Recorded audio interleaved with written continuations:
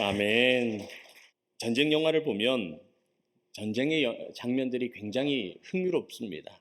어, 그런데 그 전쟁이 우리 가운데 직접 일어난다고 생각을 하면 정말 감당하기 힘든 끔찍한 일이 됩니다. 생각하기도 싫은 일이 됩니다. 우리나라에도 많은 전쟁이 있었지만 그 중에서 우리는 1950년 6월 25일에 일어난 한국 전쟁을 잊을 수가 없습니다. 그런데 한국 전쟁에 대한 기록을 보면 우리 대한민국을 하나님께서 지키셨다고 밖에 생각할 수 없는 일들이 많이 있습니다. 1950년 6월 25일 새벽 4시 북한군이 우리 국군보다 월등한 병력, 많은 병력과 그리고 탱크, 그리고 비행기와 수백 문의 포들을 앞세워 대한민국을 공격했습니다. 그 당시 우리 국군은 탱크나 전투기, 고사포 같은 것을 갖고 있지 못했던 상태였기 때문에 갑자기 밀어닥치는 북한군을 대항해서 제대로 한번 싸워보지도 못했고 제대로 한번 방어하지도 못한 채 밀려날 수밖에 없었습니다. 너무나 큰 아픔이었습니다. 더욱이 당시 참모총장은 전쟁이 일어나던 전날 25일 전날 밤새도록 춤추며 술을 마셔서 골아떨어져 잠을 잔다고 전화도 받지 못하는 상황이었다고 합니다. 국방장관은 일요일에 방해받기 싫다고 전화기를 내려놓아서 실무자들이 아무리 전화를 해도 통화가 되지 않았다고 합니다. 뿐만 아니라 작전 실무 책임자도 이사하면서 전화가 불통 상태였다고 합니다. 그 누구 하나 책임 있는 사람에게 연락할 길이 없이 전쟁이 터진 겁니다.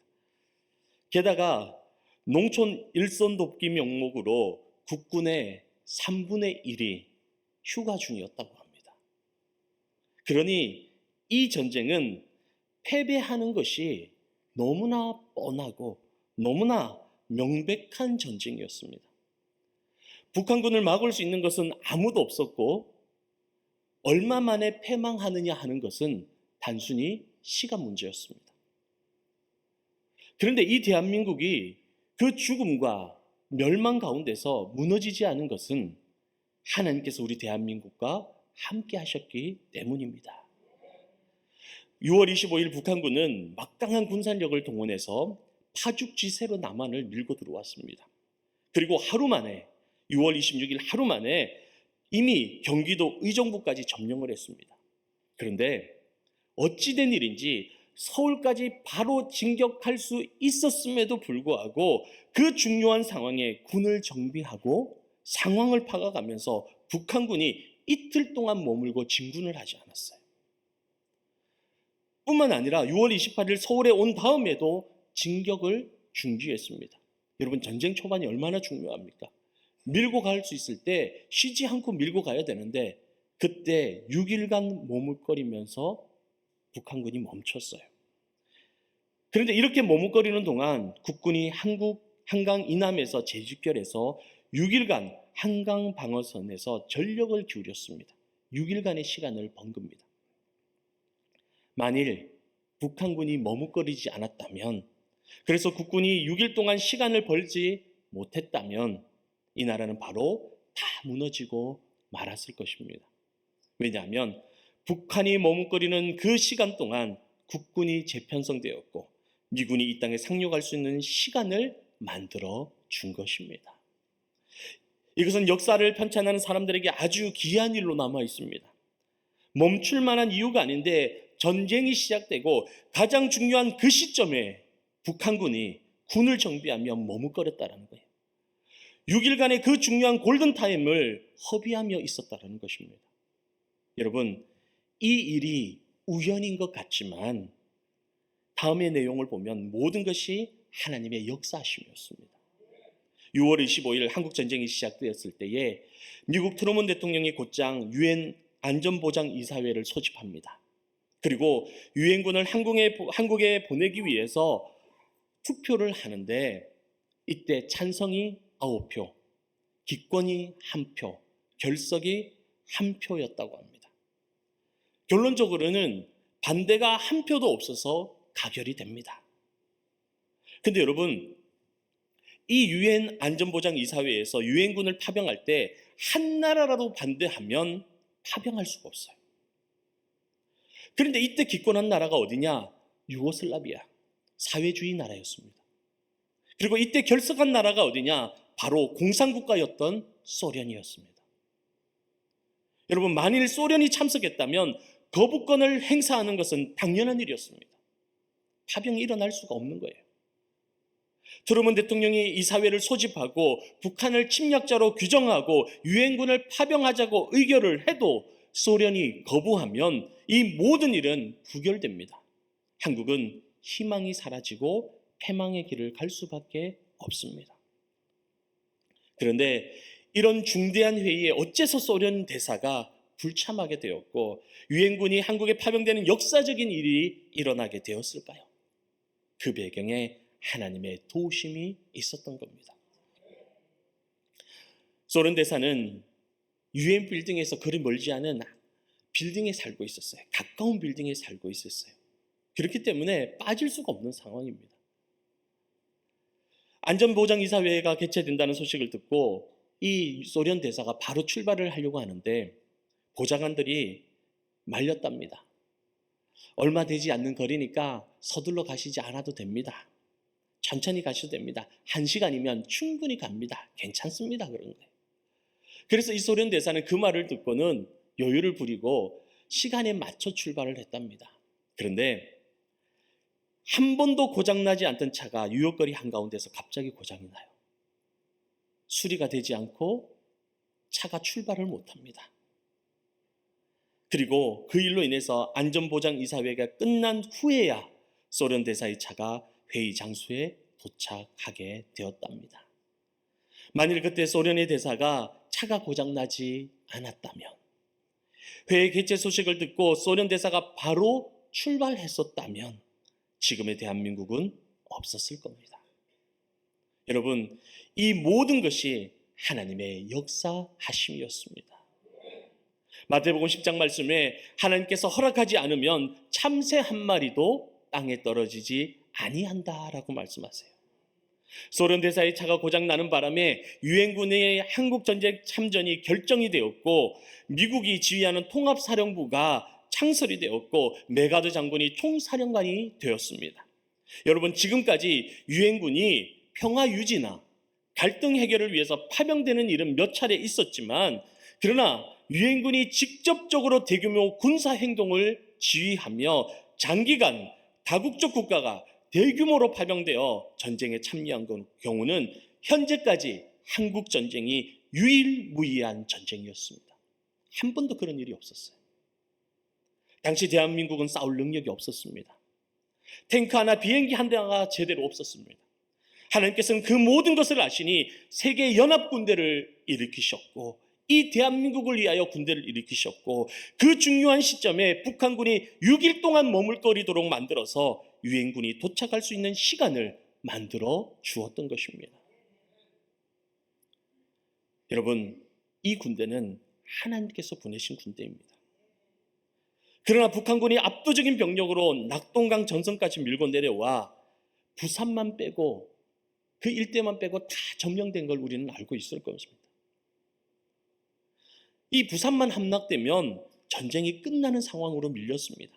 그러나 하나님의 역사하심은 또 한 번 일어납니다.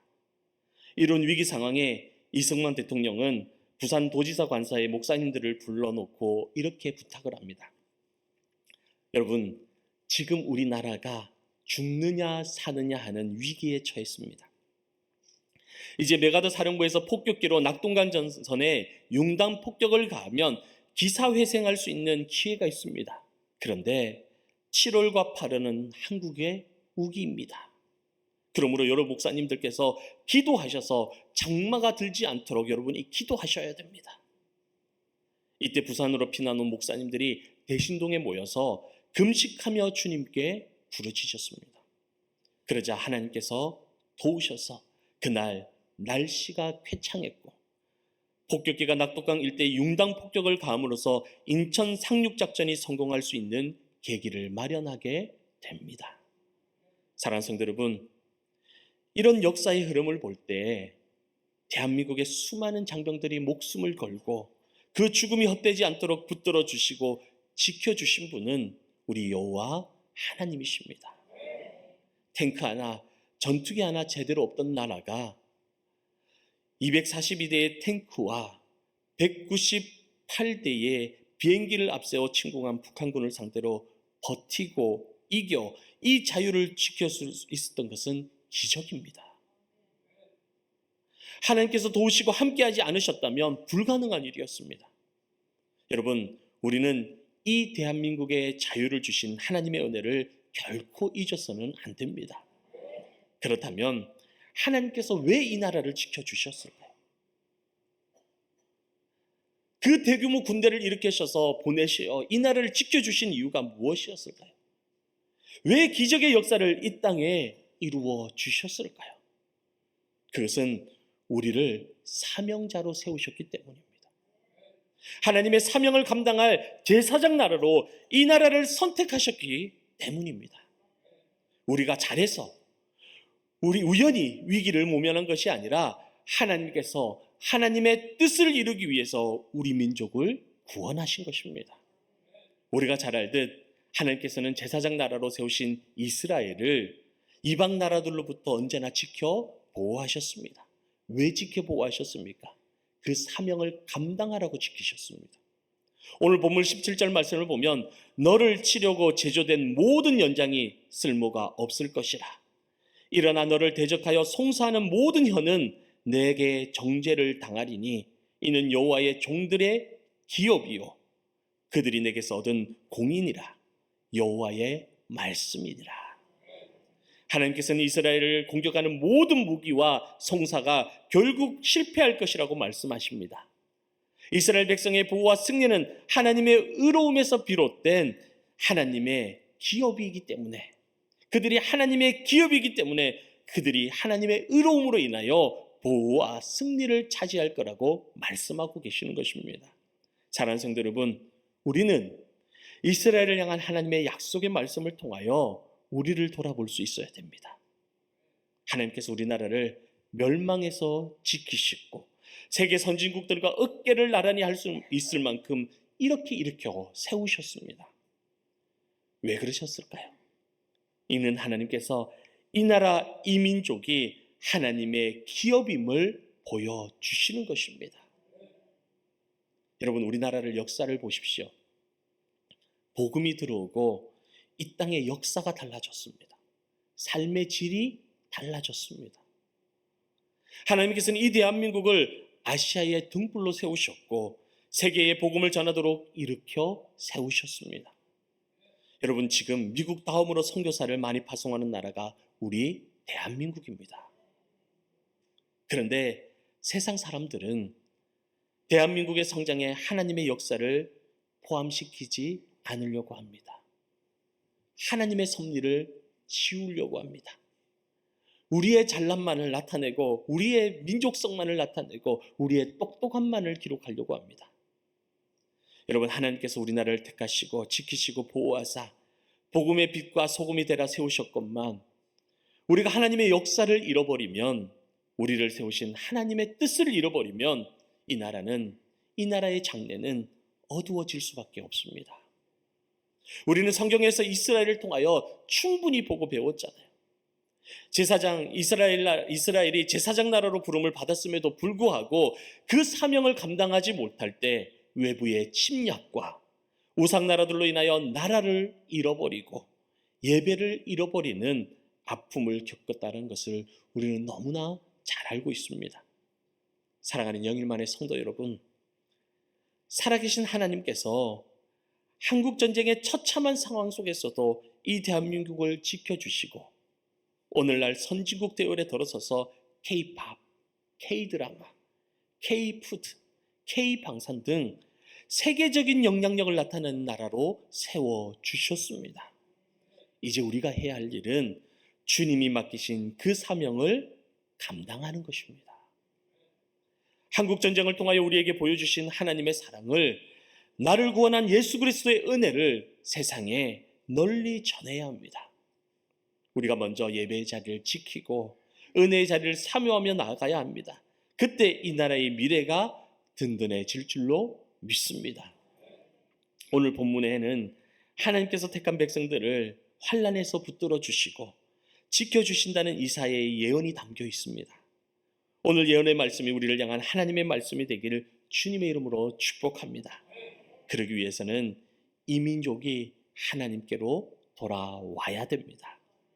회개하고 복음을 받아들이며 공의를 실천하며 살아가야 합니다. 그를 위해서 앞장서야 될 사람이 누굽니까? 바로 우리입니다. 우리가 그 일을 위하여 기도하며 나아가야 됩니다. 전도하며 나아가야 됩니다. 내가 받은 그 은혜와 그 사랑을 전하면서 나아가야 합니다. 요엘서 2장에 보면 너희는 옷을 찢지 말고 마음을 찢고 너희를 하나님 여호와께로 돌아올지라. 그는 은혜로우시며 자비로우시며 노하기를 더디하시며 이내가 크시사 뜻을 돌이켜 재앙을 내리지 아니하시리라 말씀하십니다. 여러분, 지금 이 시대는 경제력의 시대입니다. 한 국가의 경제를 누가 일으켜 세우십니까? 누가 세웁니까? 개인과 국가의 창고를 풍성하게 해주시는 분은 우리 여호와 하나님이십니다. 그러므로 이제 우리는 우상 숭배와 죄악된 모든 길을 다 던져버리고 예배의 자리로 다시 돌아와 주님이 맡기신 그 사명을 이루어가는 거룩한 사명자가 되어야 될 줄로 믿습니다. 하나님의 기업이 되어야 됩니다. 그때 다시 한번 우리와 함께 하시는 주님의 크신 역사가 우리 가운데 강력하게 임할 줄로 믿습니다. 이 땅에 베푸신 우리 주님의 사랑을 다시 한번 기억하며 우리의 사명을 완수하는 영일만의 모든 성도들 되시기를 주님의 이름으로 축원합니다.